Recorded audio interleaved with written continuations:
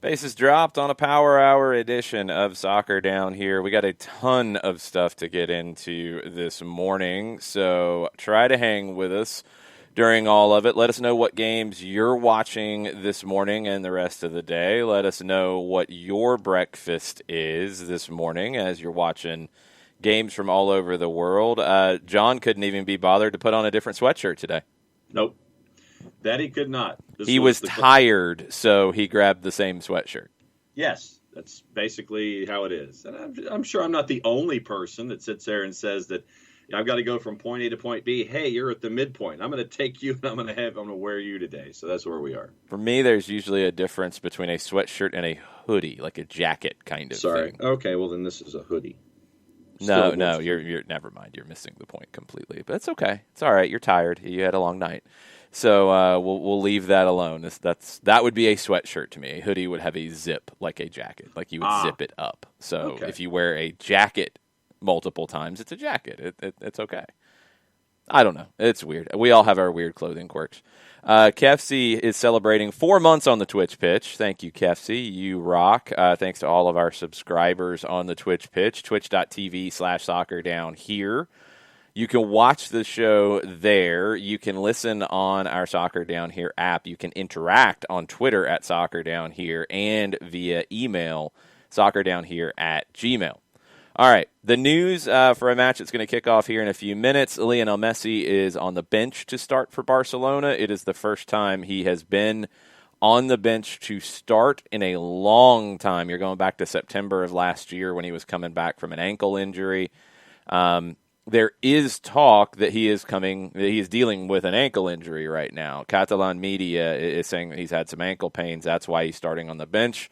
There are some others who are saying otherwise. Drama? Barcelona? What? Crazy. You never would have heard of such a thing. No. We'll have to see how this goes. Barca is on a 4-game winless streak as they host Real Betis.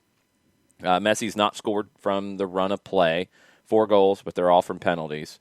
He's also without a goal in 5 consecutive league matches. Koeman defended him in the lead-up to the match. He said, like any player, he can have tough moments when the ball won't go in. Other matches in Spain to keep an eye on. Atleti hosting Cádiz, who have been one of the biggest surprises of the season so far. Atleti is in 5th place currently. Cádiz has won all 4 of their away matches this season, including at Real Madrid. Sevilla hosts Osasuna after 3 league losses in a row. And you had this morning Huesca and Eibar. That was the early game today. So Barcelona will get a lot of headlines in Spain. That game kicks off in about 10 minutes. A lot of folks will be watching that in the U.S. on BN Sport. Other bits of news today before we get into some of the different conversation, because, man, there's a lot of stuff. In Italy, it does look like Ciro Immobile and Lucas Leiva will not be playing for Lazio tomorrow. Inconclusive COVID-19 tests are the reporting out of Italy. Now, Football Italia had a kind of a rundown on where everything stands in Italy, and this is really confusing in the way that things are set up there. So Serie A does not have a centralized system right now for their COVID-19 testing. There's reports that Edin Dzeko and Ciro Immobile have almost identical swab results from their tests, but one's going to play and one isn't. A lot of this started with Lazio having 3 players test positive in a Rome laboratory, yet they were given the all-clear by a lab in Avellino. Immobile, Leiva, and Strakosha were allowed to play last week in Serie A, but remember, that was in between 2 UEFA Champions League matches where they were not allowed to play due to the COVID results. And they had a positive test in Italy, but then they moved it somewhere else, and they got it all clear. Il Tempo reporter Alessandro Ostini claims that results from the molecular tests, not the rapid response tests, but I guess these would be the PCR tests, is how we're commonly describing them here. The tests for Dzeko from Roma and Immobile from Lazio have an identical viral load. Despite that, Immobile could have been given the all clear, although it looks like he's not going to after this. Dzeko is in self-isolation. He is not going to play for Roma this weekend. La Gazzetta dello Sport says that Serie A will be moving ahead with plans to create a centralized system so everybody is tested in the same lab, or the results are done in the same lab. That would create some uniformity. That would help. That doesn't address the differences between Serie A's testing and UEFA's testing.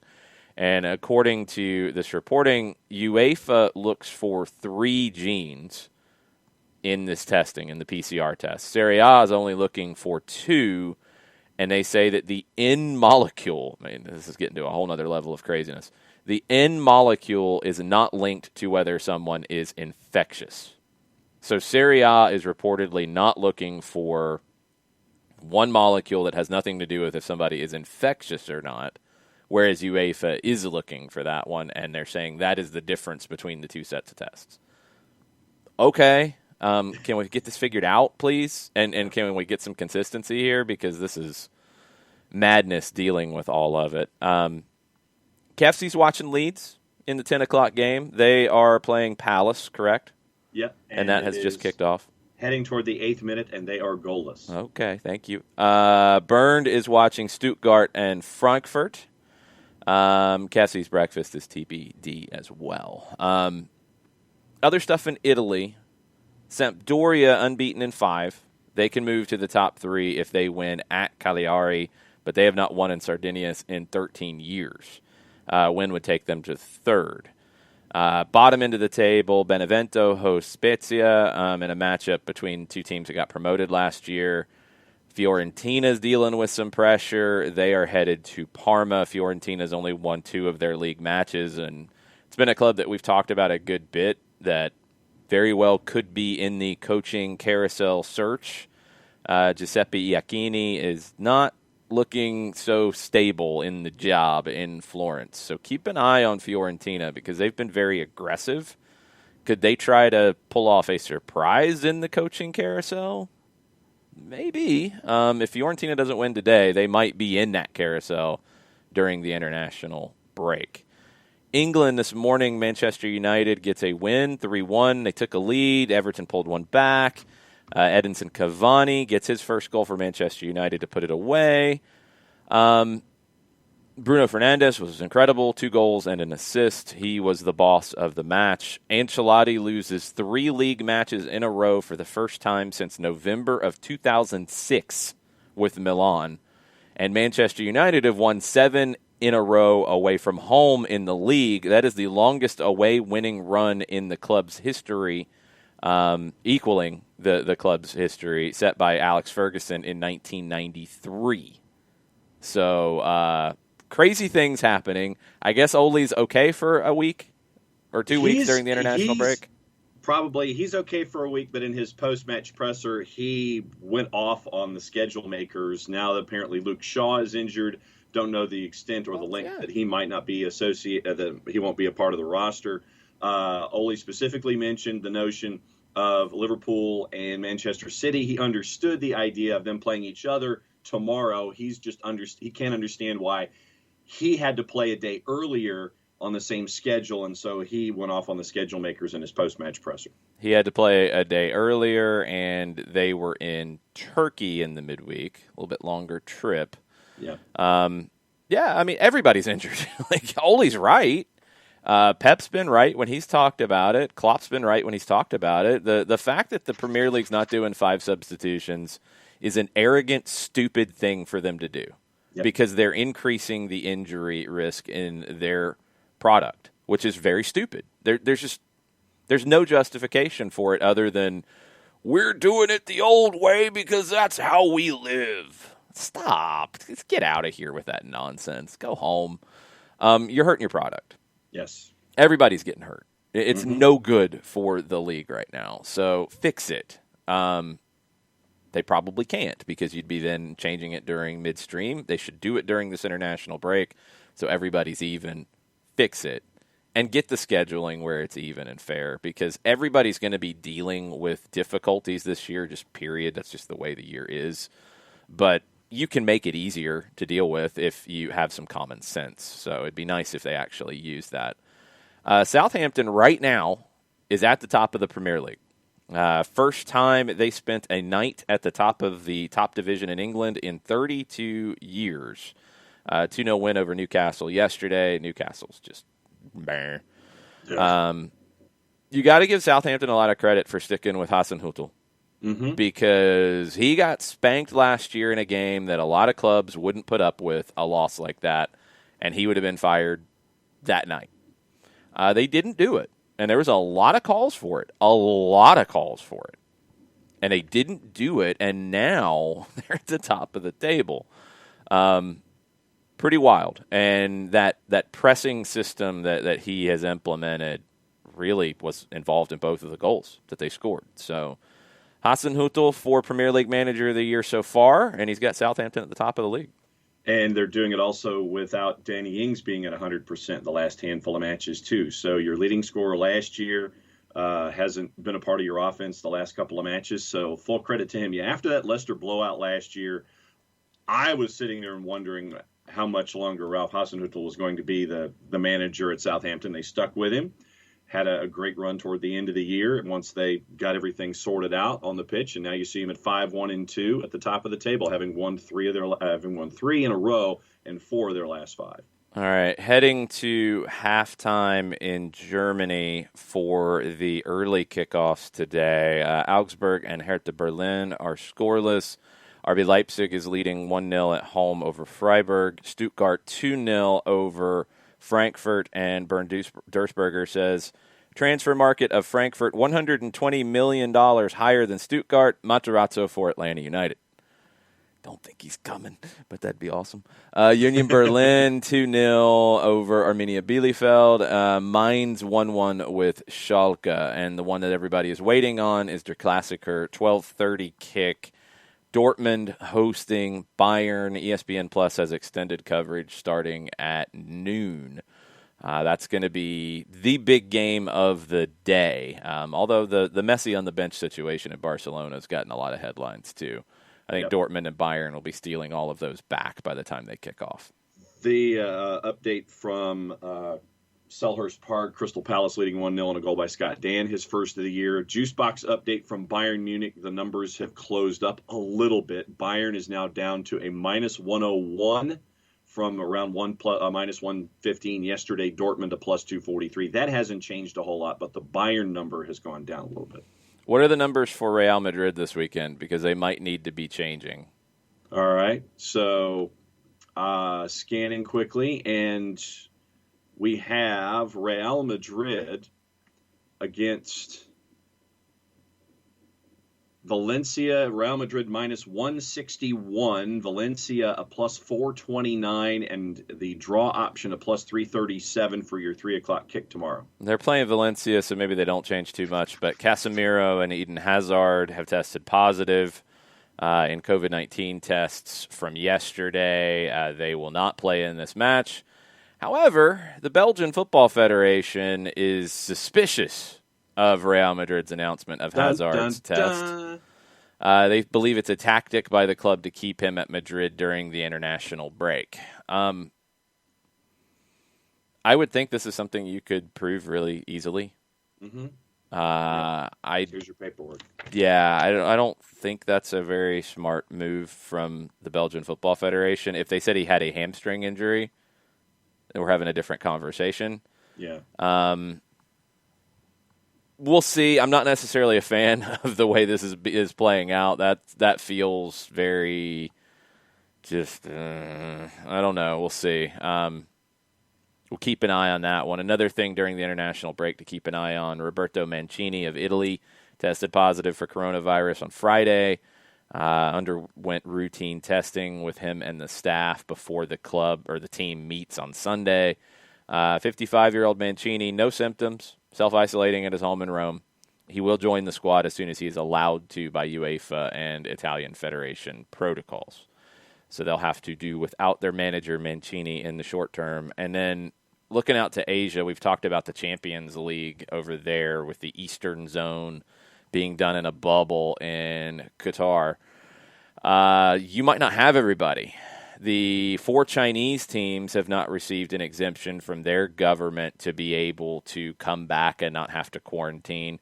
And Sydney FC has not received an exemption from the Australian government to not have to return and quarantine. And I don't know the Chinese league schedule, but I know for Sydney, they would not be able to play their first game if they make it to the Champions League final because of the quarantine. They have to quarantine for 2 weeks when they return to the country. They can't train during that time. The new A-League season is set to start December 27th. That's 9 days after the Champions League final. Now, if they got knocked out early, then okay, maybe everything works, but you can't train to prepare for it. You're just locked up in a hotel. So they're trying to get an exemption from the Australian government. They have not gotten that yet. The Asian Football Confederation reportedly is threatening teams that don't participate with fines, with bans. I don't know what else can be done. We did see when they did the Western Zone competition, we saw a team that had to get pulled because of coronavirus positive tests. We didn't see anybody just say, we can't come, we can't do this. That's going to be a really difficult thing for the AFC, and it comes back to, as they have said, they're determined to complete the tournament because of broadcasting, sponsor obligations, financials, and they might not be able to complete it as it's currently structured, which would mean they'd have to give money back because you're not playing all of the games, which would mean they're going to have to fine people. I mean, it is what it is. Like there's not a lot you can do here on any front, but it's going to be a mess, and welcome to 2020. Breaking news sounder, please. Okay.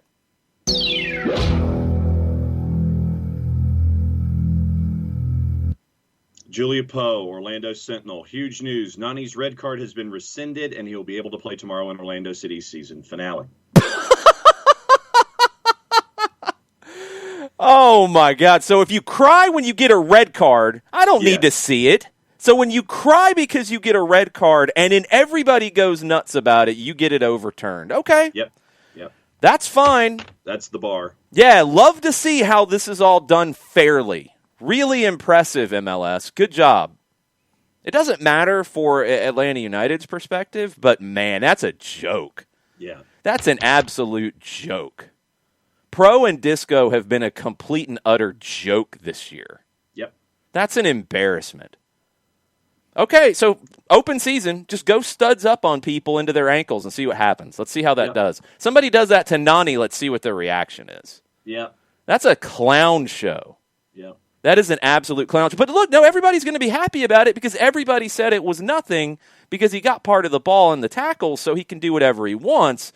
If that is Steve Jackson, random right midfielder, nobody's saying a word about the red card. Nobody's saying a word about overturning anything. Nobody's complaining. It's Nani. He gets upset when he gets sent off. Everybody loses their minds and says a bunch of stuff. He gets away with it. Yep. Now, they won the match, so it didn't even hurt them in terms of the result. They won the match, and they get him for the final match of the season. If you're Columbus, you have to be irate right now. Yeah. Because you're doing battle with Orlando to get that spot. That's an absolute clown show from MLS. I'm really disappointed with that. There's just been way too much of this kind of nonsense all season. Way too much of it. And it's the usual, if that is a nobody in the league, then nothing happens. They get red carded, they get sent off, nobody says anything. Because it's Nani, who gets a ton of protection anyway, he gets away with it. He gets rescinded. He gets to play, and everybody loses their mind saying that it was so unfair. Whatever. That's just how it is. No,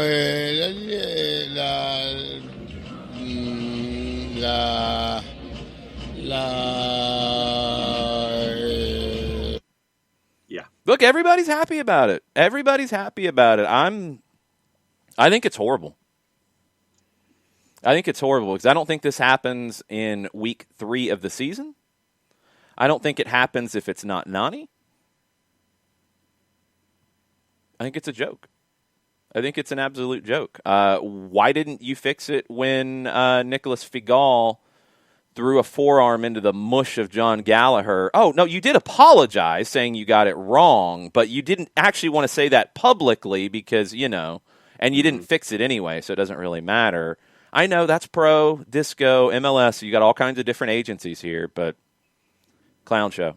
Absolute clown show. If I'm Columbus, I am getting banned from calling Major League Soccer with all of the things I am leaving on whatever answering machine they use.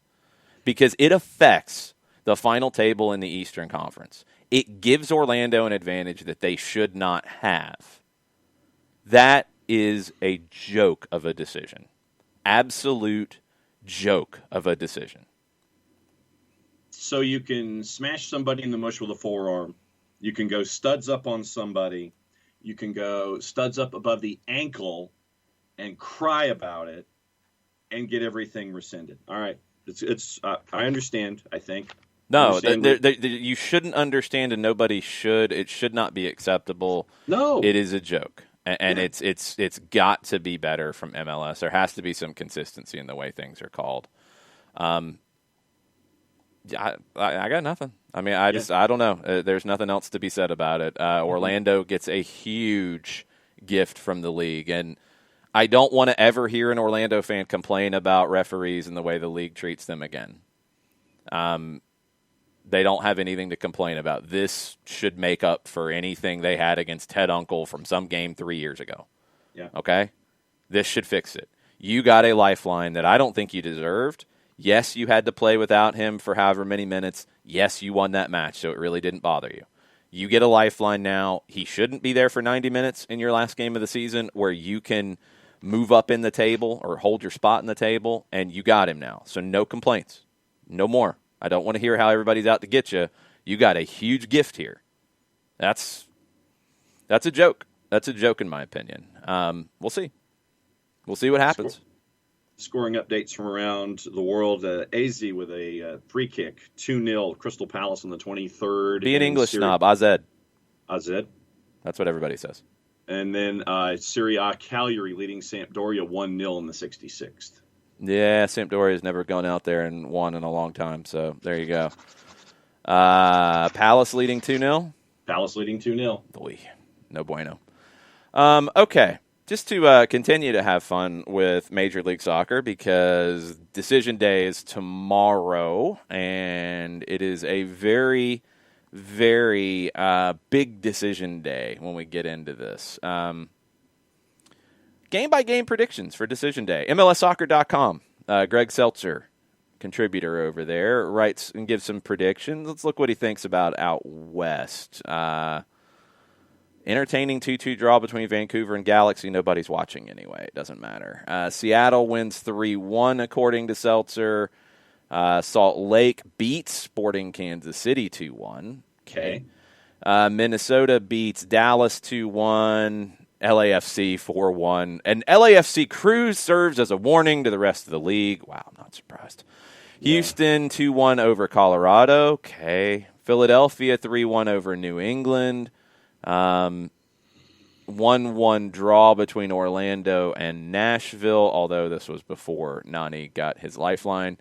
Red Bulls Toronto 1-1, Miami 2-0 over Cincinnati, DC 2-0 over Montreal, which I can go with that. Chicago 3-2 over New York City, I can go with that. So according to Seltzer's predictions, that opens a door for Atlanta United. What does he predict for Atlanta? 3-0 loss to Columbus. Okay. The Orlando City line has shifted slightly since we've been on the air. No shock there. Glassy, I have a bit of advice for you.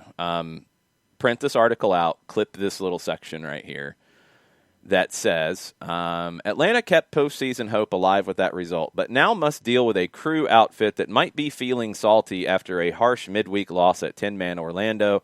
I expect the host to atone for that sin. A 3-0 Columbus win clinches their top 4 spot. Clip that out. Put it on the wall, clip it, get the image, throw it up on the projector, whatever you do in your pregame conversation with the guys, and make sure everybody sees that. That's that's a little surprising. Could it happen? Sure, it could. Although Atlanta losing 3-0 this season, they had the 4-1 loss to Orlando, and that's the only game that was more than 2 goals. So, and if you didn't watch that one, you had a very different reaction to it than if you did. Notice that from a few folks. So, look, is it possible? Sure, it is. But I'm still using that as motivation. Yeah. I'm 100% using that as motivation because I've watched the Crew's last couple of games. I've watched Atlanta United's last couple of games, and not a whole lot separating the two teams, to be perfectly honest. We'll see. Home field is an advantage. It still is this year, even with the different situations. So I would be clipping that one and putting it up on every wall possible and reminding Atlanta's players of it as much as possible before kickoff, that the league and one of their contributors puts it up on their website that they think you're going to lose 3-0. So, why don't you kind of stuff that in people's faces and show Columbus that you do want to get into the postseason? That's a motivating factor for me. That right there, that would be a huge motivator for me. Juice boxes have shifted during the show. Columbus is a minus 115. Atlanta United has dropped below 300 to just below that plus 297 in the composite, and the draw option of plus 277. I mean, the Atlanta win in Columbus that is needed is the least likely of the 3 things that need to happen. Or the two things, one of 2 needs to happen. DC beating Montreal. DC's favored pretty big. They're at home. They should. They're in better form. Like, DC should win that, open that door for you. New York City winning at Chicago is pretty much a toss-up. New York City's a slight favorite there. Could that happen? Yeah, absolutely. So those 2 things are more likely than Atlanta going to Columbus and winning based off the whole season's form. Based off more recent form, not really. Not really. Columbus is not what they were before because they're trying to reincorporate Lucas Zelarayan and Darlington Nagbe into this team. Without them, they had to play differently. With them, they can play like they used to, but they haven't had them consistently. And I'm just going to give you a couple of quotes from Caleb Porter because I thought these were important in things that he said after the loss in Orlando. Remember, they had a man advantage for, 30-plus minutes in Orlando in the second half. And Caleb Porter said, of course, I'm the head coach. I take responsibility. Talking about, pulling Zelarayan and Nagbe at the 69-minute mark. They're still returning to full fitness. He said the team didn't manage the game very well at that point. He says, it's not one that I'm going to be negative about, even though it hurts. It hurts the players. It hurts me. It wasn't good enough. It wasn't good enough out of me. It wasn't good enough out of anyone. Now, he went on a little bit further. I have to attribute, and this isn't an excuse at all, but I do think a lot of it is attributed to fatigue, mental fatigue. Some of the decisions, these aren't cognitive things that happen. The individuals that are making those decisions aren't really like our team. On Darlington Nagbe and Lucas Zelarayan, they were dead. They were an injury risk. They played a lot more minutes than we actually had planned. Keep all that in mind when you're going into a game where they played midweek. Atlanta did not. They got back to Columbus late Wednesday night, early Thursday morning. Probably did a regen day on Thursday, had some form of a training session, although I doubt it was very strong. On Friday, probably light today, and then you're playing tomorrow. So where are they going to be to start with when you're making mental mistakes? Where are they going to be? And then to finish the game in the final 15, 20 minutes, what are they going to have left in the tank? Burns says, I've watched an awful game for the Crew, and they were completely outplayed by Cincinnati. 100% true. They are beatable. They are. They're not the same team they were at all. That's why the 3-0 prediction kind of rankles me a little bit. If you've watched Columbus, they're not the team right now that has the record they have. You look at what they've done lately, and yeah, I know you could say the same about Atlanta, and that's absolutely true. But you look at the trending lines here for where they are. You look at what Atlanta's done in terms of chance creation. It's better than what Columbus has done. You look at the quality of play. It's better. Now, it needs to find another level because Columbus has shown you before that they can be better than Atlanta this season. They showed it at the MLS's back tournament. They showed it when they were at their best. They were better than Atlanta at their best this season. None of that matters. It's all about tomorrow. And I think Atlanta's in a better position than Columbus going into this game because of the way they've played, because of how Atlanta can hurt Columbus, and because of these things that Caleb Porter said Wednesday night. I mean, that's alarm bells for me when he's talking about mental fatigue and he's talking about mistakes being made. And Jonathan Mensah has been struggling lately. Why has Jonathan Mensah been struggling? He's played every minute this season. Every minute. And Caleb Porter's talked about some of the mistakes that he's made and has put it on mental fatigue. They said they wanted to rest him. They couldn't. Josh Williams was suspended for 4 games. Williams was back on the bench for this last one, but are you going to go into now, Decision Day, and not play Mensah, who's a Defender of the Year candidate? I don't think so. So he's going to play, and he's prone to making mistakes because they're going to try to build out of the back. He had those moments when he came into the league early on. He's had a Defender of the Year kind of season. But lately, he's given the ball away. He was bad against Philadelphia. Philadelphia played Columbus off the park, and I know a lot of people point at that win, but Aloy Room was ridiculous in that, which got you the win. But when you look at the quality of play, Columbus was not that good in that game. So it's doable. It is absolutely doable. Another point to keep in mind, the 9 games that Columbus has played where they've only got 2 wins, that took place in just over a month. So we're talking about these minutes being played, and a lot of teams are dealing with it. But remember, that Columbus-Orlando game got rescheduled into that spot because of positive tests. So it got bumped into the midweek spot before Decision Day. That was not the intention for that game. You were expecting to have this crazy marathon run and then have a week off to prepare for the last day. You didn't. So last year, in the amount of time that Columbus played 9 games, the Crew played no more than 6 games in that amount of time last year in a normal year. You played 9 games in that span of time. And you stretch it a few more days, you're playing 10. It's very, very difficult. Another point that I think is important when you look at the Crew right now and you look at some of the mistakes they're making. Last year, in a 34-game season, 6 Columbus players had more than 1,700 minutes played. So this year, despite playing 11 fewer games to this point, 4 players have already registered more than 1,700 minutes. So you're playing more games in a shorter period of time than you did last year, and you've got guys playing about the same number of minutes. It's crazy what it's doing to these teams. And we talked about it all year long about Columbus's depth and where they had it in a few spots. They got it at outside back. You know, you've got Valenzuela, you've got Francis, you've got Offal, you've got Cadden. You're too deep at outside back. You've got Jimenez. Okay, good. You can handle that. Center back, you were good coming in. You lost Vito Wormhor.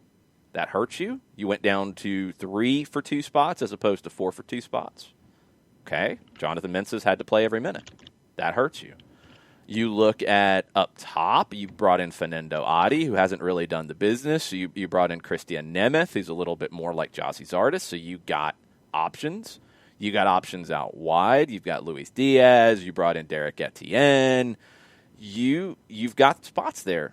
What have I skipped? Oh, the central midfield, where you came into the year with Artur, Nagbe, and Zelarayan, and they were backed up by Aiden Morris and Sebastian Berhalter, 2 rookies. Now, they've went out and got Fatai Alashe, which has helped a little, but that's the spot. Because if you don't have, and you didn't for a long stretch, Nagbe and Zelarayán, you can't play your game. So you have to change the way you play on the fly. 2 wins in 9 matches tells you that has not been successful. Now you got them back, but they're not 100%. You're kind of stuck in between. You know, we talked about it last week. All the touches for Harrison Awful, trying to get out down the right side. That's what they've had to do without being able to play through the middle as much.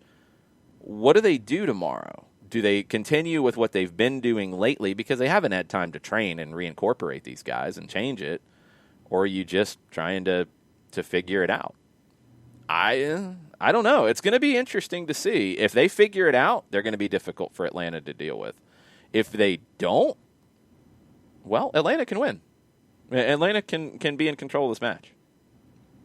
Well, and for me, as you're mentioning the Columbus side of things, what's sticking out for me from the Atlanta United perspective is everyone getting healthy or healthier by comparison. You're having, and also the time that they're getting to have actual practice time with each other with the addition of Marcelino Moreno and everyone being integrated. Jurgen Damm, with his injury, he's now getting healthy, and you're seeing that.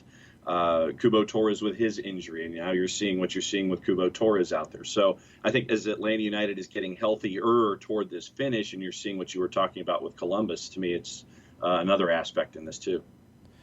Yeah, it's a huge factor, as we have to block some bots and stuff. Bots. Good times. Okay. Burned asks, isn't Caleb Porter at the end of the day just a defend and counter coach? I'm not impressed with their tactics. They have good players, but no playing idea. He's not, I think, at heart, and Barcelona takes the lead. Great goal from Dembele. I don't think he wants to be Burned, but I think he gets scared and goes to that very, very quickly. When he came into Portland from University of Akron, very idealistic, very 4-3-3 possession Barcelona. I mean, this was around that time when they were coming off of their incredible run under Guardiola, so he was obviously influenced by that, and you saw it. It didn't get results straight away, and over his time in Portland, he got more and more pragmatic and more defend and counter, and he had players who could fit into that.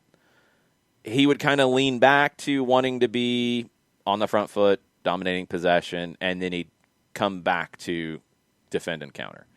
Columbus, it was the same as when he went to Portland. It was, we're going to play proactively, we're going to do this. Last year, they had a bunch of injuries. Last year, he needed to kind of change over the squad a little bit because his take on it was different than Greg Berhalter's take on that style of play, so he needed to change a few things. That's one reason Justin Merrim became available last year. He didn't fit into a Porter system where he fit more into a Berhalter system. This year, I think the injuries took him back to that. But when you're trying to play one way and then you try to flip on the fly, this is what you see. It doesn't look like they have a clear playing idea. That's an issue. And it's one thing that I think keeps Caleb Porter from being top in this league. He does have an MLS Cup title with Portland, but I don't know if he has that clear idea of how he wants his team to play all the time, and I don't think he has that confidence to ride it out when it's a bit of a challenge. He tries to switch back to countering, and when you're going back and forth like that, you can get situations like this one, and you got that in Portland some too, so we'll see. I think right now they don't have a clear playing idea. And I do think they had to change it when they lost Nagbe and Zelarayán. I think they didn't trust the replacements to be able to replace them and play in that way. So they started to try to shift, and now they're just stuck kind of in between stuff. We'll see. We'll see what they end up doing. But I'm not all that impressed, to be perfectly honest. I think Atlanta can win this match with the way Columbus is playing lately. Yeah, and I'm right there with you. I think that they can, just because of what we've been talking about over the last handful of minutes. I think that they've got a good shot to pull out. I mean, what did I say? I said it was 1-0, and I know that you said 2-0 in our predictions yesterday. Mm-hmm. So yeah, I'm right there in line with you. I think it's. I think that they can get out on the front foot. I think they can get it in the back of the net. I think they can come out with full points. Oh man, I'm just reading some of the comments about Nani, his red card being rescinded. Yeah. Orlando fans saying the damage was already done. They won the game. There was no damage. Yeah. There was no damage. It changed the dynamics of the game. It really didn't change them that much. Orlando won, right? Yeah. What are we complaining about still? You got something that. How many red cards have been rescinded this year in MLS? Like one other one, I think. Maybe two other ones. I remember one. I don't even remember what it was now. But I know it's come up at least once because the player still got a fine for not leaving the field in a timely manner. And Nani will here too. And I guess that's the complaint is, oh no, Nani's got to come out of pocket a little bit because he acted like a child when he got a red card. Oh no. Let's be very sad for Nani. I don't know how he's going to handle it. Burned on Columbus. Good GM in Bezbachenko, I agree. Above average roster. I mostly agree. I think their roster got a little overhyped. Burn says below average coach, and I would give him a little bit more than that. So I think the roster is a little less, the coach is a little more. I do agree they have a good GM, but they need to be just a little bit further along, in my opinion. And if that's Porter holding them back or the roster holding them back, I mean, this is year 2 of it. It is a weird year, and that's why I think you do have to take it with a little bit of a grain of salt. But Columbus I never thought they were the juggernaut that they were advertised to be in the middle of the season. I always felt like Philadelphia was a better team, and if Toronto was healthy, I felt like they were a better team. And it's proven out due to injuries, which is not really the fair way for that to prove out. But, Philadelphia has had some injuries to deal with. Toronto's had a lot, and this is where you're at. Update from Selhurst Park. Patrick Bamford scored his 7th of the season in the 28th to cut it to 2-1. Now it is back to a 3-1 Crystal Palace lead after a shot into the area deflected past Meslier. So it is now 3-1 Crystal Palace in the 43rd, waiting to see if it's going to be credited as a Palace goal or an own goal. See, here's the difference between a Caleb Porter and a Marcelo Bielsa in terms of that consistency and play style. Marcelo Bielsa, you will have games like this. You will have games like others where they will lose and lose badly. You'll have games where they throw everything at the wall, but they still get hit with a counter and they lose. But he's going to play the same way next week. If you have injuries, he's going to expect the next person to step up and play the same way because they put in meticulous work on the training ground. He's not going to change. Porter will change when he feels like he can't play the same way.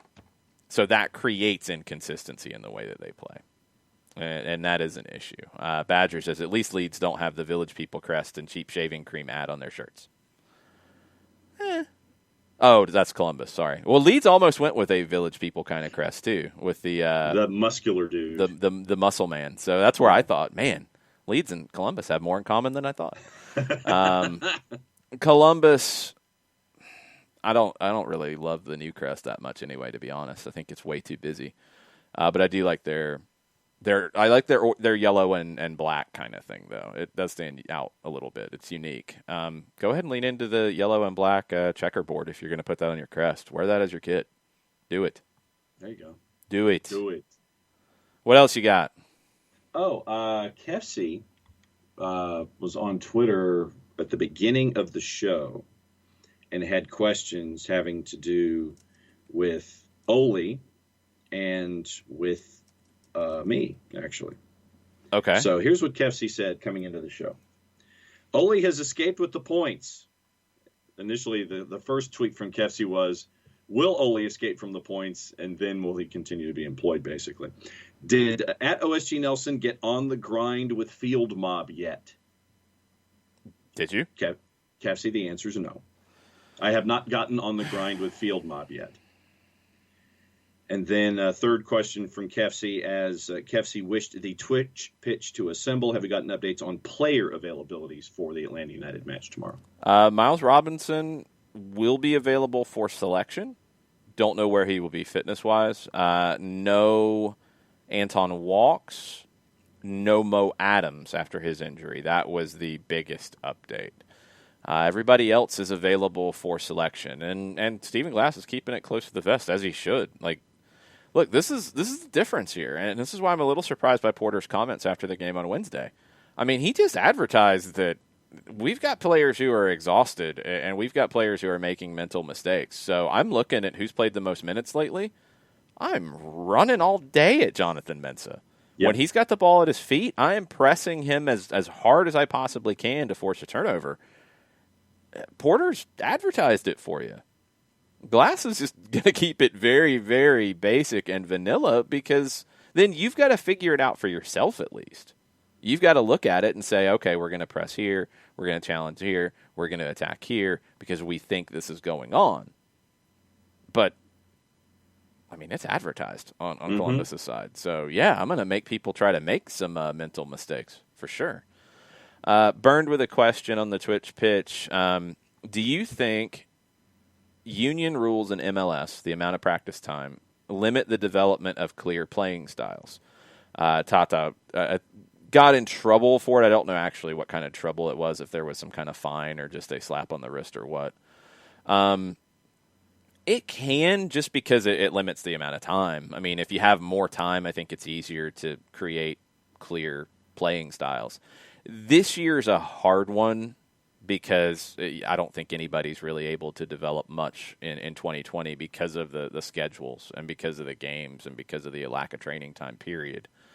In a normal year, I think where it hurts the most is in the preseason, because you have some pretty strong limitations on when you can start working. And if you are a Champions League team, you can't develop a whole lot of changes to your play style going into the season because you're playing games in like a month. You're just getting sharp. You've got to almost find a balance between getting results in those Champions League games and developing your play style in the MLS games on the fly. It's really hard. That's why it was, I think, really difficult for Frank de Boer last year, because he's coming in, he's wanting to make some tweaks to the play style. He wants them to be better defensively, and he couldn't really do it in the amount of time he had. It's one reason why I think the preparation this year was different. Antoine Griezmann just had a penalty saved, not doing well at Barca. Barca's still winning 1-0 over Betis. I think that's why Frank played more games in preseason going into this year, because you can't really make a whole lot of changes to the play style. I did enough, tweaked the formation, it was working, and then when you had the injuries, you couldn't fix it. And some of that's down to coronavirus pandemic as well. I do want to see if the technical staffs will try to push for more training time. And I think it needs to be in the preseason. But that's going to require the CBA to back off of limitations for training, or the amount of time they have off after the end of the season, when they can call them in to start the season, all those kinds of things. Because that's where I think it's most important. During the season, it's hard anyway. Preseason is where you can do it, and I just think you need more time in preseason. Update from Serie A. Cagliari has another one on the board. Looks like they're going to get a 2-0 win to go basically mid-table and be close to Sampdoria right there mid-table with the win. Joe Boss's little man Jake is listening, and he's got 25 goals with 2 matches left in the season.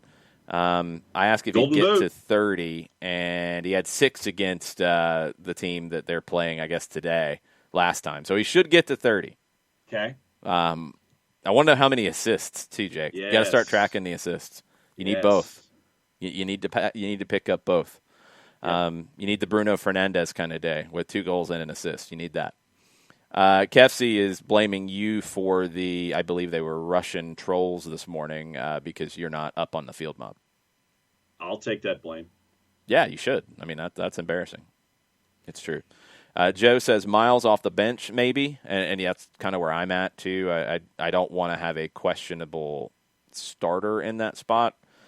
Joe says Mo being out is a big deal. I agree. I think it's good that you have Jeff who can slide in, and the moment's not too big for him. You're not turning to a young player in that moment. Jeff will be just fine, but you lose a little bit because Jeff's not quite as mobile as Mo. He doesn't cover as much ground. So your whole midfield changes a little bit. Now, it can be for the good. If you're going to play Hosetu there, who has been playing lately, he can push forward a little bit more. Or you make the decision that Hosetu and Adams really worked well together, but with Jeff, who's going to sit more, maybe we want Hyndman in there to start. And Hyndman came off the bench and played really well in the last match. So I'm kind of leaning more to that direction, that maybe it is Jeff and Hyndman as the better pairing with Jeff, and it's Hosetu pairing with Adams, and maybe that works better. Some of that could be down to what they're doing in training, too, because the limited training time, if those are the pairings that are working in training, roll with it in the game. Roll with it that way. So I would not be shocked to see Emerson Hyndman get the start. I agree with Joe. Mo's been so good in these last 3 matches. Mo has earned himself a contract for next year, in my opinion. No doubt. Yep. Mo's an important piece who can rotate into the 6 or the 8 spots for next year, and he's on a cap-friendly number. Hard-working player with still room to grow, in my opinion. I think Mo has turned into be a very important thing. Kessie did some translation of what the Russian bots were saying, and they were Russian, and they did say some very horrible things towards the end of their attempt to have a conversation. So they were blocked. Oh, okay. I thought that maybe they were saying things about me and my relationship with Field Mob. The Russians don't really know much about Field Mob either, John. That's why you want to listen to Field Mob. You want to make sure that you understand these things, so you can always throw some Field Mob lyrics at them and confuse everybody. So, all right. So then let me ask you this. Oh, no. When it comes to Field Mob, Oh, no. piecing together the more well-known hits, what direction am I going here to get my indoctrination into? You're listening to Field their Mob? first album. You're listening to the first album to get the true Field Mob experience. Okay. What's the name of it? I think it is the area code in Albany. It's from Ashy to Classy, but I think it's 613. I might be wrong. Yeah, 613, Ashy to Classy. I remembered it correctly. That is the first album. Okay. December of 2000 is when it was released. Okay. Burned, yes, Mo Adams is injured. He is not going to play. He's out for a few weeks, according to Stephen Glass yesterday at media availability. Kessie thinks maybe some of the other lines from the Russian bot were Field Mob related. It is possible. Okay. Kessie is saying that I should be saying Albany. Yes, that is true. I learned that from Nancy Lopez myself. Albany, not Albany? Yeah. Because how much of a difference is that, really? I know. It's like pecan and pecan. No, that's a big difference. Albany and Albany is just a little bit of a change in where an accent would be. And why did they do it that way? The way that I learned it from Nancy Lopez, when she married Ray Knight, they moved and they were down there. It's like you're having a conversation with 2 guys, a guy named Al and a guy named Benny. And that's where her pronunciation from Ray Knight, who was born and raised there, came from. Okay, fair enough. I don't think that's much of a difference between Albany and Albany. Like it's really slim. Syllable. It's that second syllable's harder in that other one. I have not been to the Albany in a long time, so I'm apologizing to the 613 area code. I'm sorry, but. Yeah, I guess I missed my accent marks on the Albany. Well, but that's the same thing like Forsyth County in the town of Forsyth, and that is literally that's pretty much the same thing. I think we're splitting hairs on this one. First syllable, second syllable is the difference between the city down where Mary Persons is just north of Macon and the county north of Atlanta. There's some things that are pronounced differently, and then there's some things that we're really getting a little too worked up about. What's the rest of your broadcast day like? Well, you were doing the run-up, correct? Yeah. So then I guess what's the rest of your viewing day in between the end of this show and the run-up at 7? Well, I mean, there's their Klassiker at 12 with the pregame on ESPN+. I'll probably watch the end of this Barcelona game to see if Lionel Messi comes in and looks sad. I will watch. You got the Argentine League that I'll be watching a good bit later on, scouting players. And I'll be going back and watching some more Columbus Crew, trying to find out how they beat Atlanta 3-0, according to MLSsoccer.com. Right. Oh, news out of Reno yesterday before we go. Yeah, this is not going to be the only one, I think. Reno 1868 USL Championship, they are folding. Their president, Eric Edelstein, said that the franchise, their demise after 4 years was due to the pandemic and the effects. They talked about how they were already starting to plan for building their own stadium in Reno because they were outgrowing playing at a baseball facility, and that's impossible now. They can't do it. And the costs of everything, they just can't continue. They said, like you, this isn't the way we saw 2020 going. With that said, we've made the gut-wrenching decision to cease our participation in the USL Championship. I would have really liked to have seen, and I don't know if it was possible here, but I do hope that USL keeps it as a possibility. I would like to have seen the team potentially go on hiatus. Yeah. And if they would have had a chance to reform or come back, that would be good. I would assume there's probably some business things behind the scenes where they can keep the rights to the name. They could reform if they wanted to and not have to pay an expansion fee, that kind of stuff. They should be that, because maybe things change, but I don't think they're going to be the only one of the independent teams. There's no revenue. There's just no revenue. So how can you continue with some of these smaller teams? So we're going to see it with minor league hockey. We're going to see it with minor league baseball.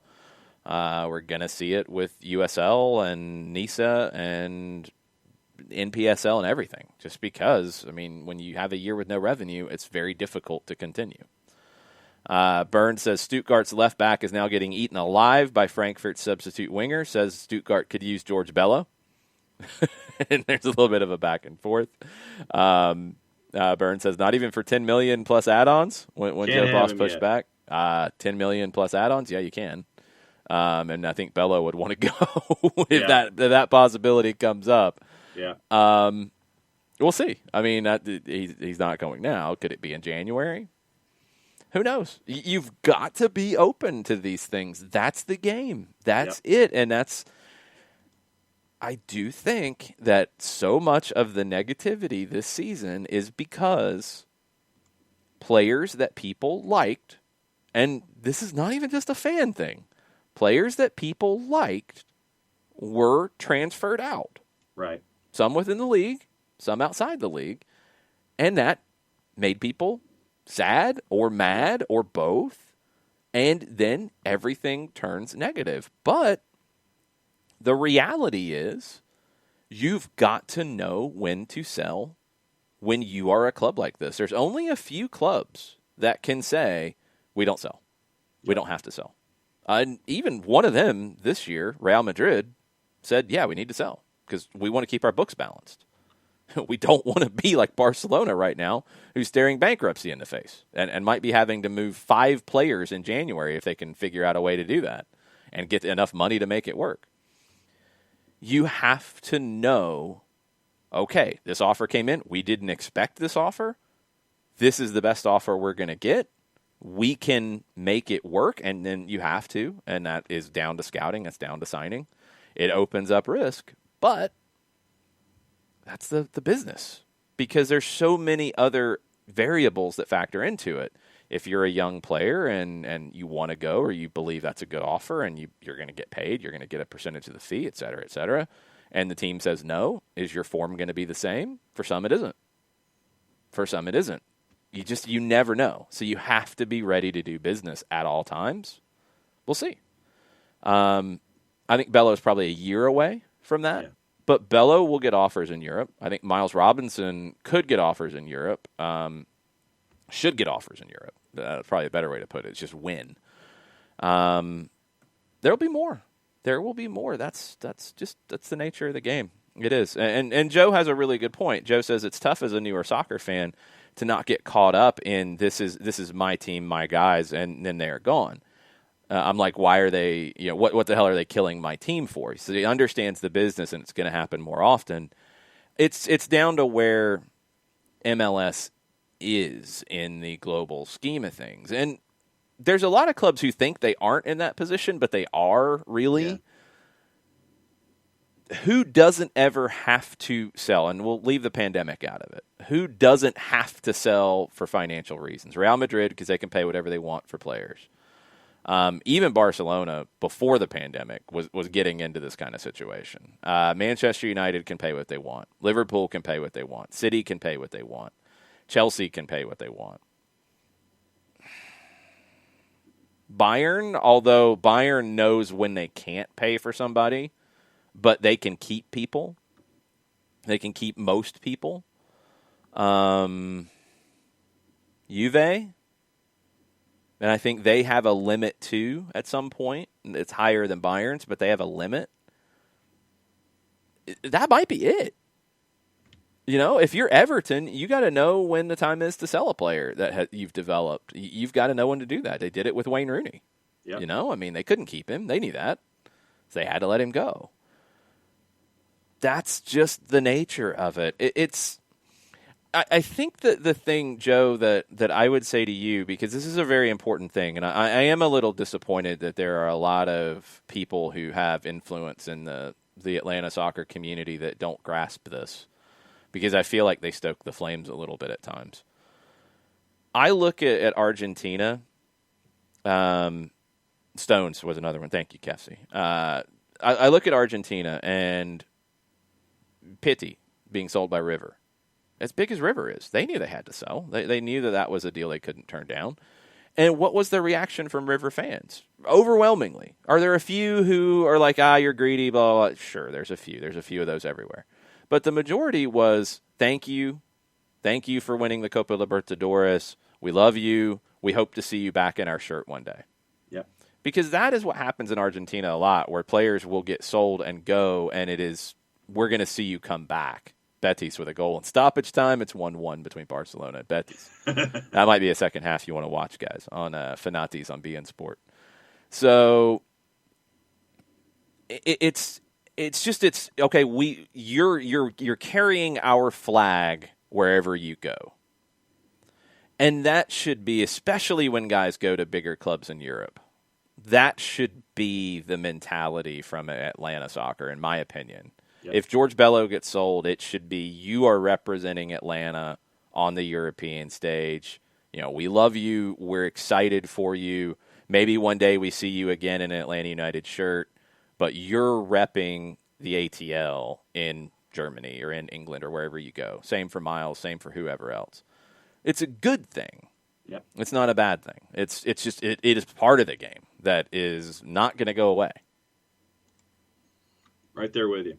I'm going to drift off and go talk about soccer to a Canadian audience. I am going to drift off as well. Thanks, everybody, for hanging out. We got the run-up at 7 o'clock to preview Atlanta-Columbus in detail. We'll be back then. Mucho platiel. Mucho platiel.